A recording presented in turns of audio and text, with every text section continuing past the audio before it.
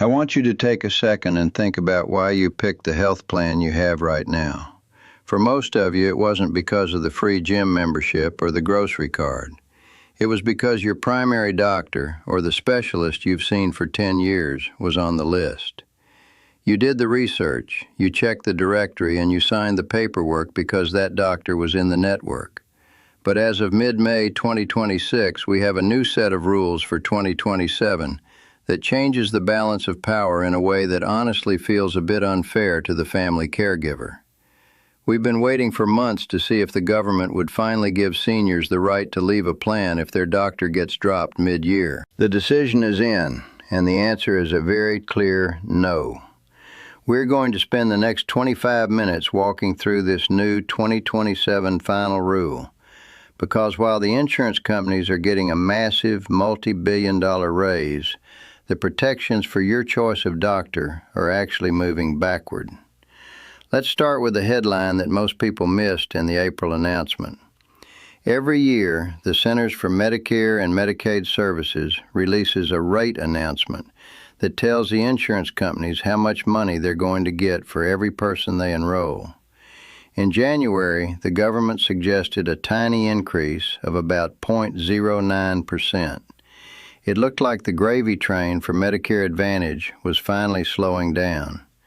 But after a few months of heavy lobbying from the insurance industry, the final number for 2027 was just released at 2.48%.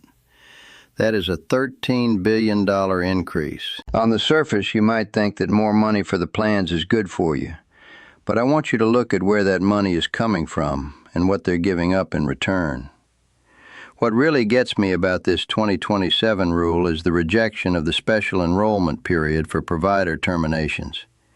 This was a proposed rule that would have allowed you to switch plans at any time of the year if your favorite doctor or a major hospital system left your plan's network. I've seen this happen 100 times. A family picks a plan in October, and then in February the hospital and the insurance company have a fight over money, and the hospital leaves. Under the current rules, you are stuck. You have to keep paying the premiums, and you have to find a new doctor or pay out-of-network rates for the rest of the year.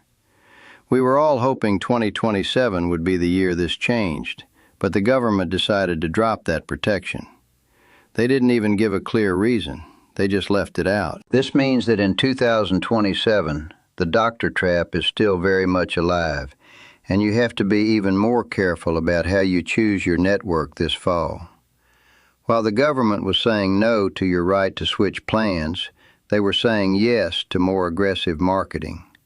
For the last few years, there were strict rules about how insurance companies could talk about themselves. They weren't allowed to use superlative language, words like best, top-rated, or number one, unless they had hard data to prove it.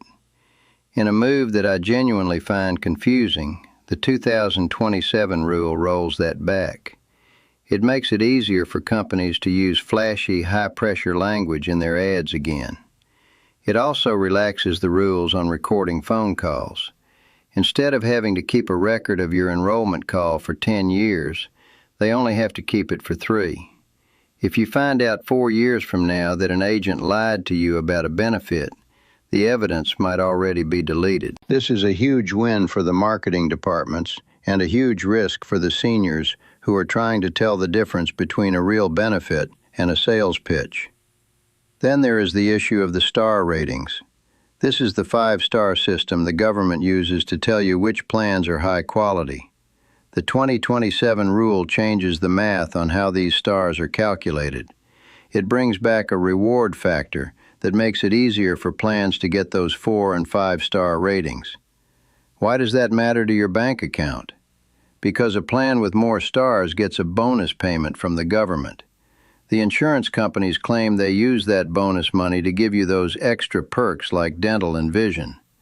But by making it easier to get the stars, the government is essentially giving out bonuses for lower levels of performance. I worry that we are going to see a benefit bloat, where plans look great on paper with 5 stars, but when you actually try to get an appointment or a denial overturned, the service isn't there. I want to talk for a minute about the drug cap because the numbers are shifting as we look toward 2027.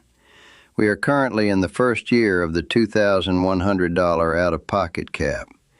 It has been a lifesaver for people on expensive specialty drugs. But because the law is tied to inflation and spending, the cap for 2027 is projected to jump to $2,400. That is a $300 increase in your personal risk. It's still much better than the old donut hole system, but it shows that even the caps in Medicare are a moving target. If you are budgeting for your medications next year, you have to realize that the first $2,400 is still on you. And as the insurance companies try to make up for the money they're losing on this cap, they are likely going to move more drugs into Tier 4 or Tier 5 categories where the copays are much higher in the early months of the year. There is one area where the 2027 rule actually provides a bit of a silver lining, and that is electronic prior authorization. I know we've spent a lot of time talking about the 72-hour rule and the delays in getting surgeries approved. The new 2027 mandate requires almost all Medicare Advantage plans to move to an electronic system that connects directly with the doctor's office. The goal is to get rid of the fax machines and the manual reviews that cause people to sit in hospital beds for days waiting for an answer.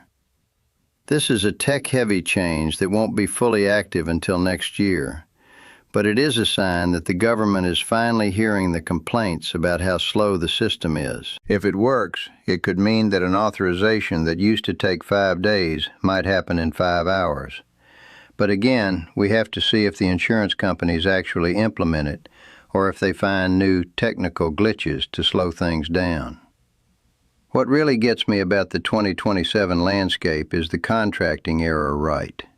Since the government refused to give us a new special enrollment period for doctor exits, your only real weapon is proving a mistake.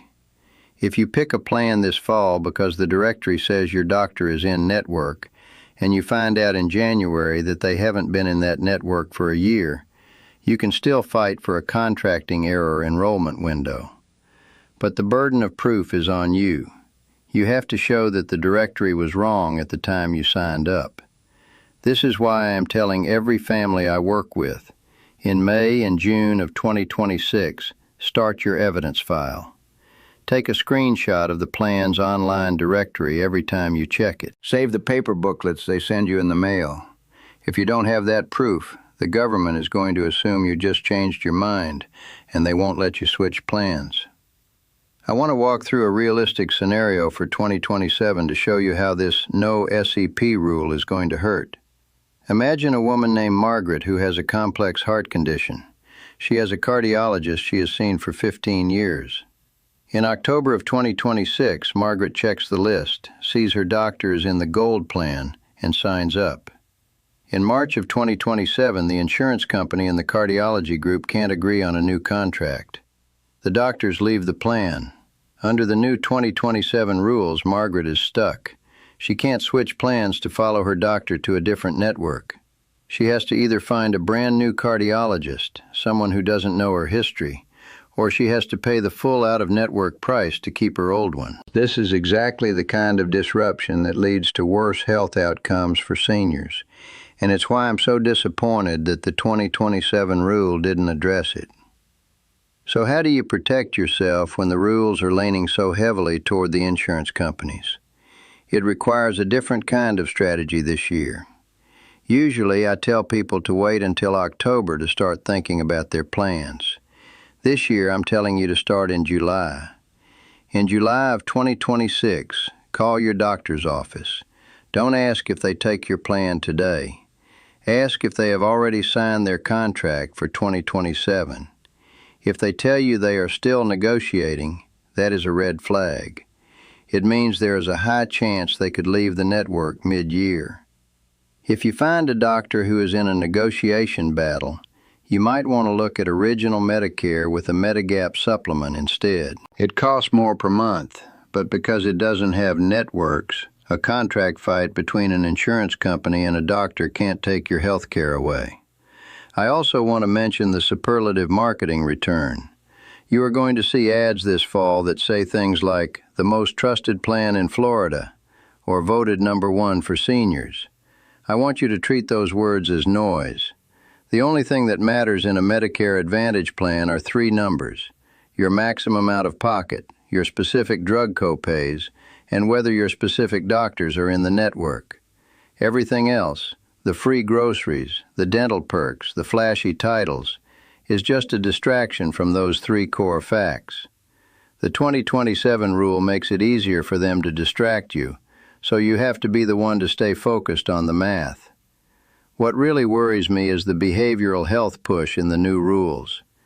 The government is requiring plans to include more mental health providers in their network starting in 2027. This is a good thing on paper, but I'm seeing a lot of ghost providers in this category. They list a therapist who hasn't taken new patients in 3 years just to satisfy the government's requirement. If you or a parent needs mental health support, do a directory test this summer. Call 5 names on the list. If 4 of them say they aren't taking the insurance or aren't taking new patients, you know that plan's directory is a ghost. You can report that to Medicare before you even sign up. The 2027 rule also includes new health equity measures. This is a move to make sure that seniors in rural areas or lower-income neighborhoods are getting the same level of care as people in the wealthy suburbs. It sounds noble, and it is, but it also creates more paperwork for the doctors. I've talked to many primary care physicians who say they are being buried in equity reporting and social needs assessments. If your parent's doctor seems more rushed this year, or if they're asking a lot of questions about their housing or their food situation that seem out of place, it's because the 2027 rules are forcing them to collect that data. They are trying to keep their star ratings up so they don't lose their funding.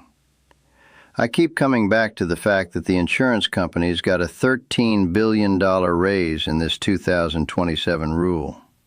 That money is coming from your taxes. When the government gives that much money to private companies but refuses to give you the right to keep your doctor, it tells you exactly where the priorities are in Washington right now. It is a top-down system, and the only way to survive it as a bottom-up family is to be the most informed person in the room. You have to know the rules better than the insurance agents do. As we look toward the second half of 2026, here is your 2027 preparation checklist. First, identify your must-have providers. These are the doctors you simply will not leave. Second, starting in July, verify their 2027 status directly with their billing office, not the insurance company. Third, look at your medication list.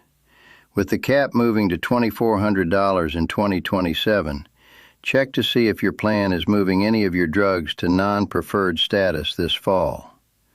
Fourth, ignore any ad that uses superlative words like best or #1. They are now allowed to say it without proving it. I genuinely believe that the doctor trap is the biggest risk for seniors in 2027. The era of picking a plan and forgetting it is over. The volatility in the market means that the contracts are changing every single year. If you aren't paying attention to the final rules and the rate announcements, you are going to be the one left holding the bill when a doctor leaves the network in March. It isn't fair that you have to be a healthcare policy expert just to keep your heart doctor. But in 2026 and 2027, that is the price of admission. I want to hear from you in the comments. Have you ever been stuck in a plan after a doctor left the network? How did the insurance company handle it? And what do you think about the government giving a $13 billion raise to the plans while taking away the right to switch plans? Sharing your story is the only way we can put pressure on the government to bring that special enrollment period back for 2028. We are building a community of advocates here, and your voice is the most important part of that. Navigating Medicare in 2027 is going to be a high-stakes game. The rules are getting more complex, the marketing is getting more aggressive, and the protections are getting thinner. But you have the advantage because you are doing the work now. You are learning the math before the sales pitches start. You are verifying the networks before the enrollment window opens. You are the navigator, and even though the 2027 final rule didn't give us everything we wanted, we still have the tools to win. Protect the paperwork. Take those screenshots of the provider directories this summer, and always ask one better question before the next decision. You've worked too hard for your retirement to let a 2027 paperwork change take it away. I'm so glad you spent this 25 minutes with me today to get better prepared. I'll see you in the next guide.